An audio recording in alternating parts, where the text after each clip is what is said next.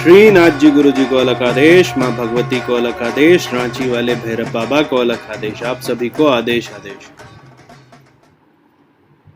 प्रत्यक्षीकरण साधना आप सभी करते हैं, सबको मन होता है कि प्रत्यक्षीकरण साधना करें, लेकिन कुछ ऐसे लोग भी हैं जो कि हमेशा मैसेज कॉल करते हैं कि उनको देवी की हाजिरी चाहिए, मतलब देवी उनके शरीर में आनी चाहिए।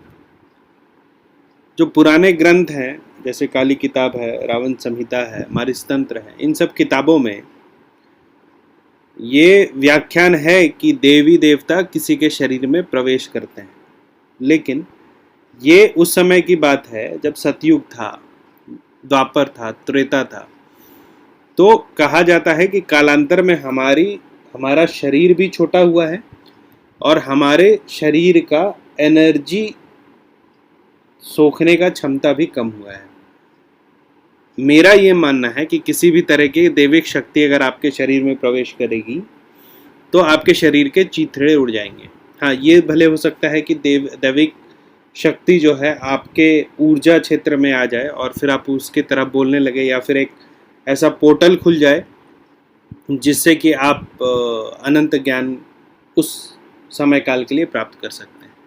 तो खैर ये मेरी सोच है, लेकिन हाजिरी में लोगों का बहुत विश्वास है, चौकियाँ लगाते हैं, बहुत बड़ा बड़ा कार्यक्रम का आयोजन होता है। तो आप में से जो ऐसे हैं जो चौकी लगाते हैं उनके लिए ये विधान मैं बता रहा हूँ। शुक्ल पक्ष के दूसरे दिन द्वितीय को, शुक्ल पक्ष के द्वितीय को इस मंत्र को आप शुरू करेंगे जाप करना, और 15 दिन में 1.25 लाख जाप करेंगे। ठीक है, मतलब कि शुक्ल पक्ष के द्वितीय को आपने शुरू किया और कृष्ण पक्ष के द्वितीय को आप खत्म करेंगे।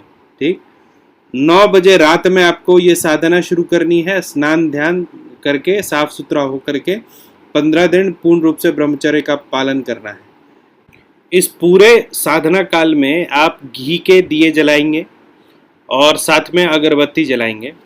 बीच बीच में आपको क्या करना, जैसे एक दिन का जाप चल रहा है, अब अंत होने वाला है, तो एक चांदी की कटोरी लेंगे और उसमें कपूर जला करके उसका जो काजल बनेगा उसको रखते जाएंगे। इससे क्या होता है कि ये जो काजल है यही अभिमंत्रित होता है। तंत्र में काजल का बहुत प्रयोग है। जैसे उल्लू तंत्र आप जब सीखिएगा तो जो भूत प्रेत को देखने के लिए भी एक काजल बनाई जाती है जो कि उसके खोपड़ी में बनती है। उसी तरीके से इस पूरी साधना में जो 1.25 लाख आप जाप करते हैं, इसमें माँ भगवती की जो सवारी आती है इस काजल के माध्यम से आती है। मंत्र क्या है? मंत्र है ओम ह्रीम क्लीम महाकाली नमः। ओम ह्रीम क्लीम महाकाली नमः। फिर एक बार मंत्र सुनिए, ओम ह्रीम क्लीम महाकाली नमः। अच्छा, ये जो आप साधना करेंगे 15 दिन के, इस 15 दिन में एक तो ब्रह्मचर्य का पालन मैंने बता दिया, साफ सुथरा रहना है। भोजन आपको एक ही बार करना। वो भोजन क्या होगा, आप जब इस मंत्र का जाप करेंगे तो माँ भगवती को प्रसाद रूप में खीर चढ़ाएंगे और यही खीर आपका भोजन होगा। एक बार जब आपका साधना समाप्त हो जाएगा तो आपको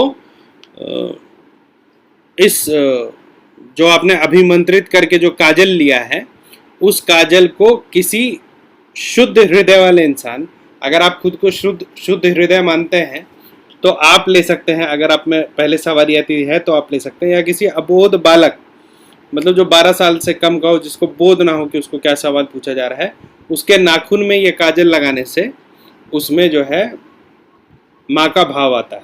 देखो,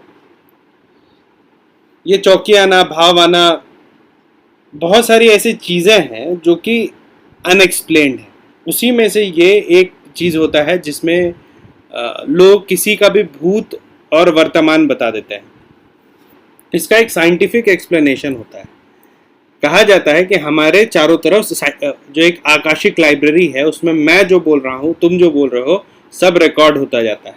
तो हमारे चारों तरफ अनंत लाइब्रेरी है। जब से ये ब्रह्मांड बना तब से हर चीज़ इसमें नोट किया हुआ है। तो कुछ क्षण के लिए अगर आपको इस आकाशिक लाइब्रेरी को पढ़ने की शक्ति मिल जाती है तो आप किसी भी चीज़ की जानकारी आपके पास रहेगी।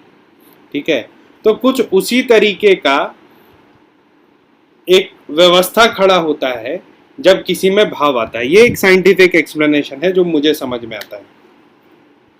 इसके अलावा हनुमान जी की भी हाजिरी होती है, गुरुओं की हाजिरी होती है। मैंने अपने जीवन में एक बार नाथों की हाजिरी देखी थी, मुझे नहीं समझ में आया, तब से मैं विश्वास नहीं करता। शायद किसी दिन मुझे विश्वास हो जाए। बहुत सारी ऐसी चीज़ें हैं जो कि हमने नहीं देखी है, हमने नहीं जानी है, इसलिए हमें विश्वास नहीं होता। तो मैं ये नहीं कहता हूँ कि मैं नकारता हूँ इस चीज़ को, लेकिन आज तक मेरे सामने ऐसा कुछ नहीं हुआ जिसके चलते मैं इस पर विश्वास करूँ। लेकिन आप लोगों ने साधना मांगा था, मेरा कर्तव्य था आप लोगों को साधना देना, तो ये लीजिए साधना। माँ भगवती देवी काली आप लोगों पर ढेरों ढेर आशीर्वाद बरसाए, ऐसी मेरी कामना है।